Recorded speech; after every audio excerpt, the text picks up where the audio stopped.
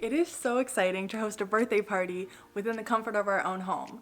But why do we always forget about this? Why do we always think we have to go to a restaurant or a bar in order to celebrate somebody's birthday? Well, today I want to share with you exactly why you should be holding intimate at-home birthday dinner parties, all within the comfort of your own home. Especially with everything happening in our world, it makes it even tougher for us to go out. So I want to show you how to hold a safe, quarantine-approved birthday dinner within your home.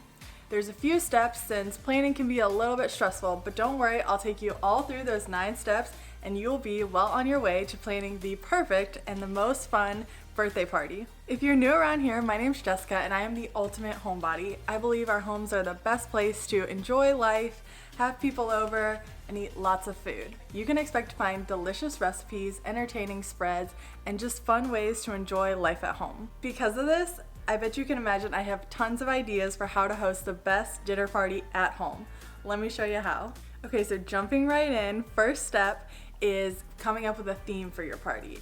It makes a party so much more fun when you can have a theme and revolve the entire night around it. Think your dinner menu, if you have any decorations, your cocktail, it all revolves around the theme. So it can be something as simple as a backyard barbecue or as elaborate as a night in Italy or a wine night in Italy. Something super fun and super specific like that. Whichever one you decide, go ahead and jot all of your ideas down on paper. If you want to go on Pinterest and browse and find some different fun inspiration, do that. And that is step 1. Nowadays, with everybody being locked in their house, we need something to look forward to. So when you're planning your party, step 2 is to invite your guests. Make it feel like a real get-together, make it feel like something that they're gonna be able to look forward to. So talk to your quarantine buddies, make sure that they put it on your calendar so it's something to look forward to. While you're there, make sure that when you're inviting your guests, you go ahead and ask them about their dietary restrictions. We wanna make sure that whatever we plan for dinner, everyone can eat. Oh, and one more thing. Whenever you're planning a party, make sure that your birthday guest of honor approves of the time and the date so that way they are excited about it and you know that they have time for it. Okay, step 3 is the most fun of all of them, or maybe it just is to me. But step 3 is creating your dinner menu. Now this is going to be reflective of whatever theme you chose in step 1. Sit down, write out your whole master list. If you're going to be fancy, you can start with an appetizer and then also plan a main course, different sides, a salad, and a dessert. Or if you want it to be super casual and you just want to host appetizers and drinks, go for it. Whatever you decide, look up some inspiration, jot it all down on a piece of paper, and that is going to be your menu for the night. Now, when you're menu planning, just keep a few things in mind. First things first, always be conscious of the amount of space you have to cook. Will your refrigerator be too full? Do you have enough space in the oven for all the dishes? Just kind of keep that in mind as you're planning. You'll also want to make sure that when planning, you can prep some of the ingredients in the morning. So don't choose all dishes that you're gonna have to prep a couple hours before your guests get there. No.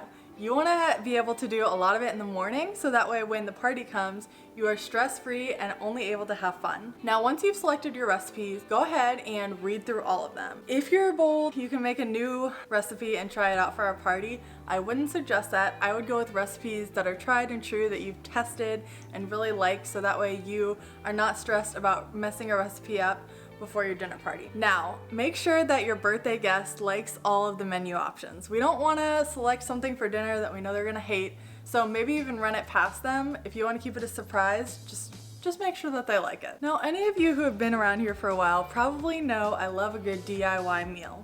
What do I mean by that? So making your own homemade sushi or having a fun nacho bar are always cool ideas to add entertainment to your food and menu aspect. So keep that in mind because I will link some of my favorite below. I've done a grazing table, which is super fun. I mentioned sushi. I have a whole video on how to put that together. And the fun thing about this is that your food actually becomes the entertainment for the night. So bonus points if you can do that. If you're new to entertaining at home, you might be a little bit intimidated on how to determine the serving sizes for your menu. I'll go ahead and link a freebie below that will show you exactly how many serving sizes you need for either your appetizer, your main course, whatever you're serving, it's all there. So remember to check that out if you need help. Step 4 of planning is also a pretty fun step.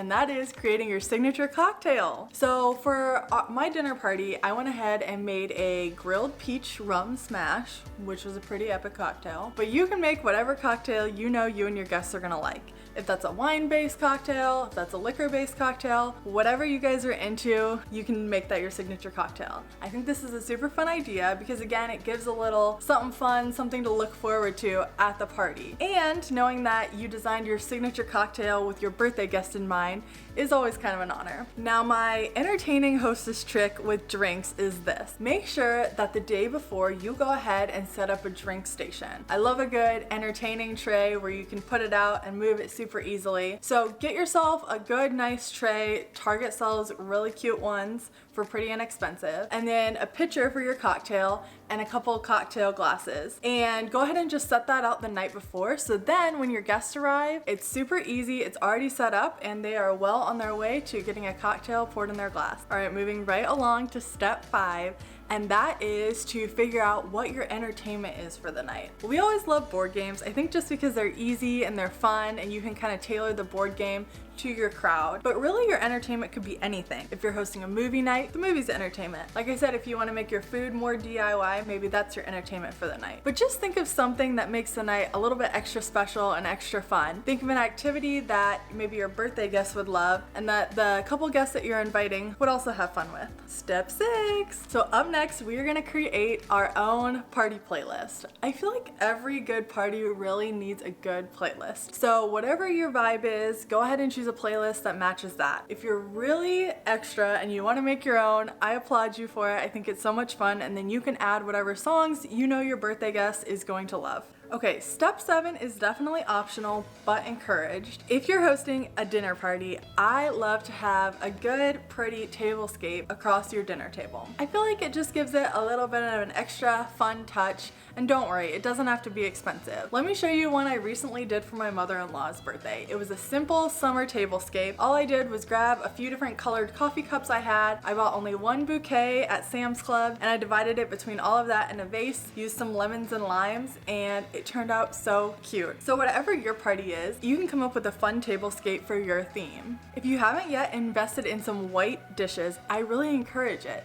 They go with a lot of different colors, and you can really mix and match your tablescape for whatever the theme can be. I found some of my favorite inexpensive plates at Target. They're cute, they're white, they're square, and they literally will go with almost any tablescape you could possibly imagine. This is a really good investment, especially if you plan on hosting more dinner parties in the future. Guys, you've already done all of the hard work, well, most of it. You've done all the brainstorming, everyone knows when they're supposed to be here, what we're eating for dinner, what the entertainment is. So now we're moving on to how to prepare our actual physical space. Now, don't stress when you have a party. Your house doesn't have to look perfect. Whatever you have will make do. If that's a couch, if that's a few chairs, people can bring their own and you can sit in the backyard. But I encourage you to go ahead and just give all your major spaces where guests will be a wipe down. If that's your bathroom or going over your rug with a quick vacuum, just to make it feel, again, like it's clean, it's special, and it's inviting. So don't stress about this, just kind of get everything set up. Another one of my tips is setting out all of your platters and plates the night before. Like I said, during the day of the party, you don't want to have any stress. You want to just be able to enjoy yourself, relax, kick back. So by setting everything out the night before, all your plates, your cups, your serving platters, that's gonna make the day of even easier. Step 9, we're finally here. It's the morning of the party, and this is the most exciting time. Go ahead, get up, get dressed, get ready, and you're gonna start prepping any of your food that can be prepped in the morning. So what I mean by this is any produce that you can cut and prepare, probably making the salad ahead of time, maybe without your dressing.